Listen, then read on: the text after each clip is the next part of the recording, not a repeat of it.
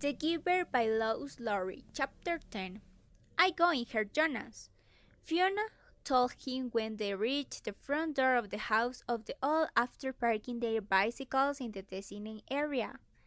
I don't know why I'm nervous, she confessed. I have been here so often before. She turned her folder over in her hands. Well, everything different now, Jonah reminded her. Even the nameplates on our bikes, Fiona allowed. During the night, the nameplates of each new 12 had been removed by the main crew and replaced with the cells that indicate sightseeing and training. I don't want to be late, she said hastily and started up the steps. If we finish at the same time, I'm ready home with you. Jonas nodded, waved to her, and headed around the building toward the annex, a small waiting attached to the back. He certainly didn't want to be late for his first day of training, either. The annex was very ordinary, its door unremarkable. He reached for the heavy handle, the notice buzzer on the wall. So he buzzed instant. Yes? The voice came and drew a small speaker above the buzzer. It's... Ooh, Jonas, I've the new, come in. A click indicated that the door had been unlatched. The lobby was very small and contained only a desk, which a female attendant sat working on some papers. She looked at the when entered. Then, to his surprise, she stood. It was a small thing, the standing, but no one had ever stood aromatically to acknowledge Jonas' presence before. Welcome, receive a memory, she said respectfully. Oh, please, he replied uncomfortably. Call me Jonas. She smiled, pushed a button, and the hair had a click that unlocked the door to her left. You may go right on in, she told him. Then she seemed to notice his discomfort and to realize these origins. No doors in the community were locked ever. None that Jonas knew, and anyway. The looks are simply to receive privacy because he needs concentration. She explained it would be difficult in sitting wondered in looking for the department of bicycles ripen. Or something. Let's relax a little. The woman seemed very friendly, and it was true. In fact, it was a joke throughout the community that the department of bicycle repair and an important little office was relocated so often that no one ever knew what it was. There is nothing dangerous here, she told him, but she added glassy at the wall clock. He doesn't like to be kept waiting. Jonas hurried through the door and found himself in a comfortably furnished living area. It was not unlike his own family unit's dwelling. Furniture was standard throughout the community, practical, steady, the function of each piece clearly defined. A bed for sleeping, a table for eating, a desk for studying.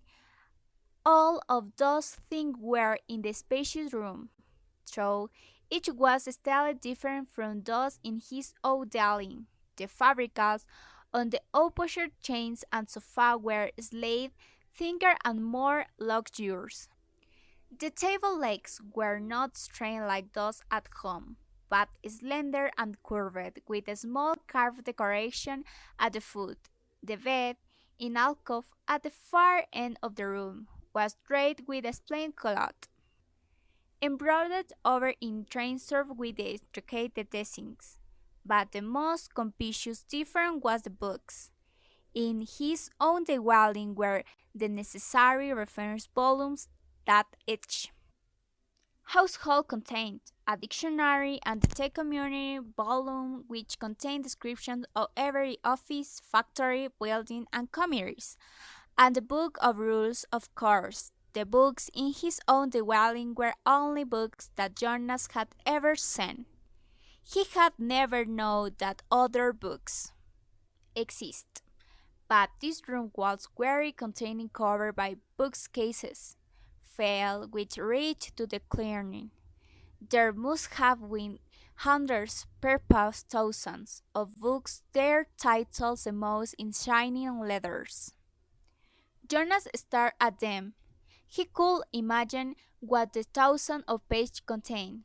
Could there be rules beyond the rules that govern the community? Could there be more description of offices and factories and committees? He had only a second to look around because he was that man sitting in a chair beside the table was watching him. Hastily they moved forward, stood before the man, both slang and said, "I'm Jonas." Jonas recognized the man. He was the elder who had seemed separate from the others at the ceremony. Touch, he had dressed in the same special clothing that only elders wore. Jonas looked self-consciously into the pale eyes that mirrored his own. "Sir, I apologize for my lack of understanding."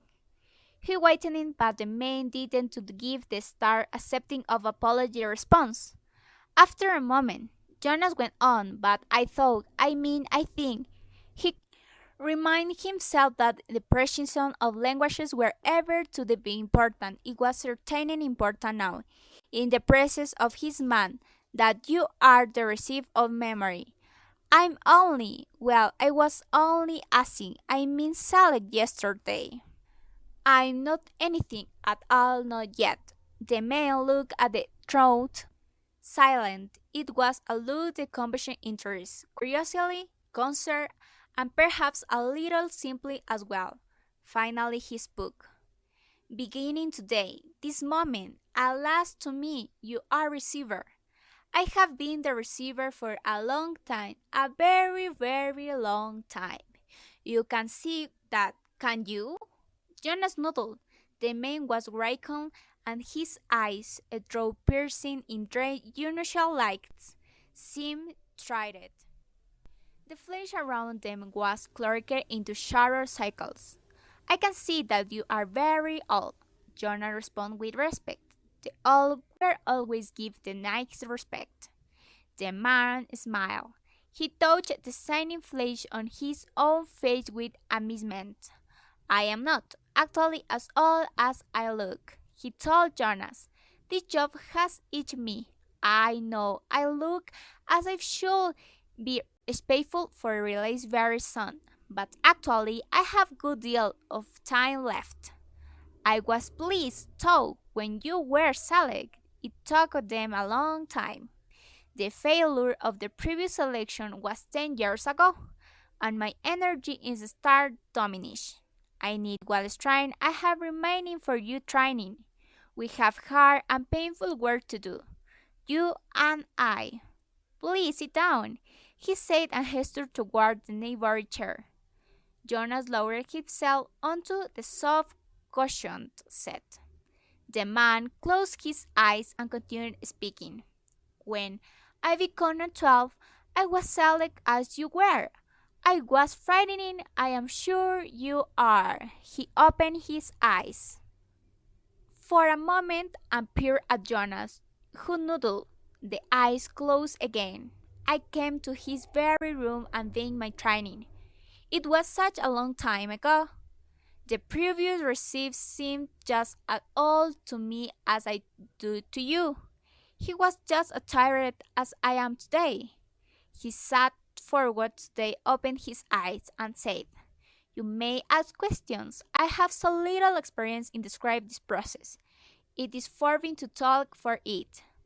"I know, sir. I have read the instructions," Jonas said. "So I may neglect to make things as clear as I should."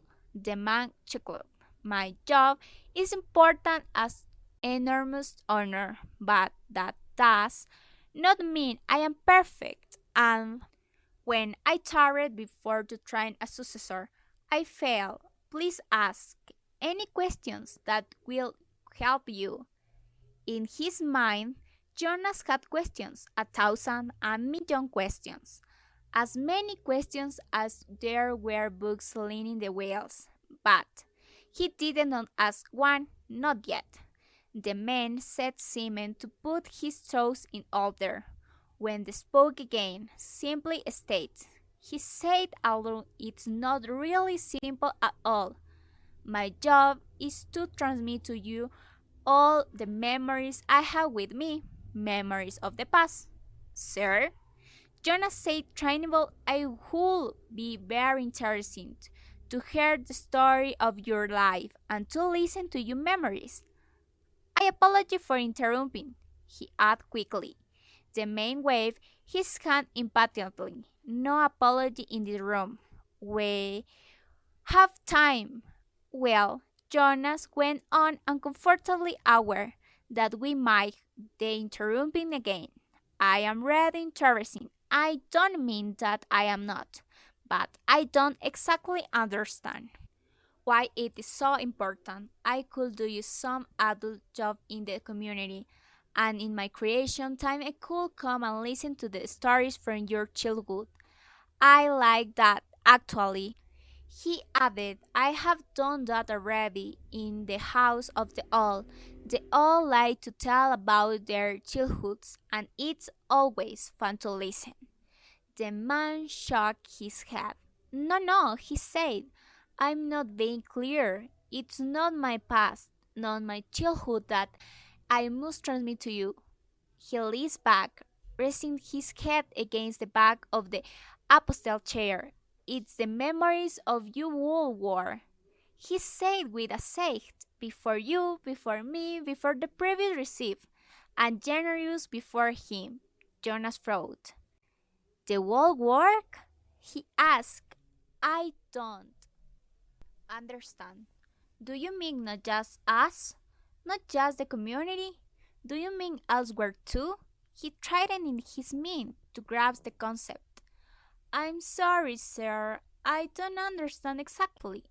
Maybe I'm not smart enough. I don't know what you mean when you show the World War and generous before him. I thought there was only us. I thought there was only now. There much more. There all those goes beyond, all that's elsewhere, and all that goes back and back and back. I received all of those when I was selected and were in this room all alone. I re-experienced them again and again. It is on windows comes, and who will shape our future. Here stayed for a moment, writing deepening. I'm so waiting with them, he said. Jonas felt a terrible concern of the men then. It's as if the man paused seeming to share his meaning for the right words of description. It's like going down touch deep snow on a sled, he said finally. At first it's clearing, the span, the sharp, clear air, but the snow accumulates well up on the reins, and you slow. You have to push hard to keep going, and he shook his head suddenly and peered at Jonas. That meant nothing to you, didn't it? He asked. Jonas was confused. I don't understand it, sir. Of course you didn't. You don't know what snow is to you. Jonas shook his head. Or a sled? Runners? No, sir. Jonas said. Then yell. The term means nothing to you? Nothing, sir. Well, it's a place to start. It's been wondering who to begin. Move to the bed and lie face down. Remove your tunic first. Jonas didn't so. A little apprehensive behind his bare chest, he felt the soft folds of the magnificent cloth that covered the bed. He watched as the man rose and moved first to the wall where the speaker was. It was the same sort of a speaker that occupied the place in very dwelling, but one thing about it is different. This one had a switch which the man deftly snapped to the end and the set off. Jonas almost gasped aloud to have the power to turn the aspect off. It was an astonishing thing. The then man moved with some glistening to the cover where the bed was. He sat on the chair beside Jonas. who was months waiting for the bad will happening next. Close your eyes. Relax. This will not be painful. Jonah reminded that the bed allowed, that he had even encroached to ask questions. What are you going to do, sir? She asked, hoping that this voice didn't betray his nervousness. I am going to transmit the memory of snow, the old man said, and placed his hands on Jonas' bare back.